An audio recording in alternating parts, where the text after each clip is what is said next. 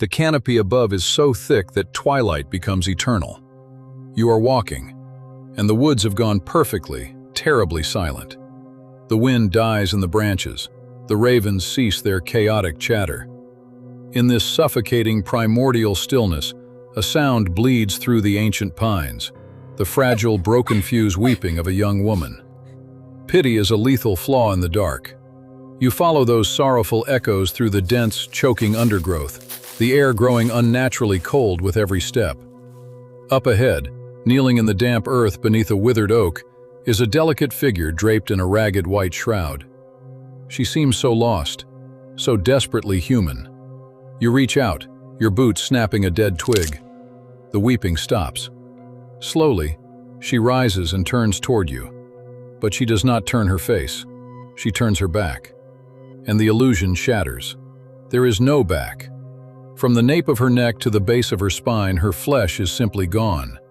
A gaping, hollow cavity exposes a pale, bare spinal column. You watch in absolute paralysis as a blackened, necrotic heart beats violently against exposed ribs. Her rotting lungs expand, pulling in the creeping fog. It is a walking grave. This is the domain of the Carpathian shadows, a soil steeped in pagan blood and forgotten sorrow. The locals whisper of them only behind locked doors, sealing their windows with iron and salt. They call them the Mavka. They are not gentle nymphs. They are an atavistic plague upon the living. Centuries ago, these woods claimed the innocent, unbaptized children, stillborn infants, and desperate maidens who lost their way in the blinding snowdrifts, shivering until the freezing earth finally swallowed them. But the ancient, towering forest did not grant them the mercy of death. The woodland malice assimilated their profound grief. It took their fragile, freezing remains and twisted them into vessels for a deeply sinister, predatory will. The forest weaponized their tragedy, resurrecting their corpses to wander the mist-shrouded valleys as extensions of the earth's own hunger. They are completely stripped of a soul. What remains inside that beautiful, wretched shell is a vestige of pure, screaming void, an endless abyss that demands to be filled. And to fill that void, they must gorge themselves on the warmth, the sanity, and the raw, vital essence of the living. To look upon a Mavka is to witness the ultimate cruelty of nature. She does not hunt for meat. She is human grief itself, resurrected and starved, forever trapped in a cycle of weeping for a life she can never possess again. Her hunting ground relies entirely on a hypnotic, flawless facade. From the front, she is a vision of unearthly, agonizing beauty. Skin as pale as polished alabaster, lips the color of crushed winter berries, and bottomless dark eyes in which a weary traveler could easily drown.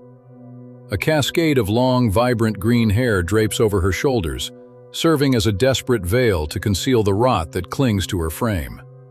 She is the ultimate snare for the lonely wanderer, a siren of the timberland, promising comfort and warmth in a desolate, unforgiving wilderness. But the moment the victim steps too close, the veil drops. The visceral reality of her anatomy is a waking nightmare. Without a spine, without muscles to support her posterior frame, the wet, sickening sound of shifting organs echoes loudly in the dead quiet of the woods. Every step she takes is accompanied by the squelching friction of raw tissue and exposed bone. The cold wind whistles directly through her ribcage, creating a haunting, hollow resonance. You can see the blackened, diseased blood pumping through translucent veins clinging to the inside of her breastbone. The olfactory dissonance is just as maddening. As she approaches, a heavy, intoxicating perfume of spring wildflowers and morning dew floods your senses.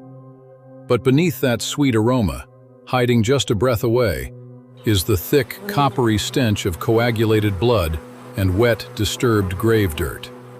Listen closely to the forest floor. When she moves, she does not produce the heavy thud of human footsteps.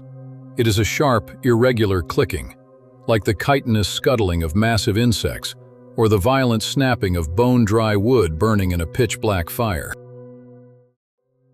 The Mavka does not ambush her prey with mindless aggression. She meticulously deconstructs the human mind. Once she fixes her hollow gaze upon you, A suffocating psychological shroud descends over the trees. The hunt for your sanity has begun. The very geometry of the woods begins to break. Familiar trails twist into unrecognizable, maddening spirals. The moss on the trees points in every direction. The moon above fractures, swallowed by a thick, unnatural fog. You are no longer in the forest. You are trapped within her labyrinth. Then come the auditory hallucinations. The wind carries the frantic voices of your loved ones. You will hear your mother crying out in pain. You will hear a childhood friend begging for salvation. She plucks the most tender memories from your crumbling mind and weaponizes them. Driven half-mad by the impossible echoes, the victim willingly stumbles deeper into the abyss, chasing ghosts. And when they finally reach the source of the voice, standing alone in the dark, they realize the shadow is alive. The trap violently snaps shut. The culmination of the encounter is not a swift death by fangs or rending claws. It is something far more intimately horrific. As she embraces you, her freezing, dirt-caked fingers slip directly beneath your clothing, finding the gaps in your ribs. She begins to tickle you. It is a spasmodic, torturous frenzy. Your body betrays you, erupting into hysterical, uncontrollable laughter, while your mind screams in absolute terror. Her cold fingers dig deeper, crushing the nerves, forcing your lungs to violently collapse until that laughter turns into a bloody, breathless rattle, shattering your mind before your heart finally bursts.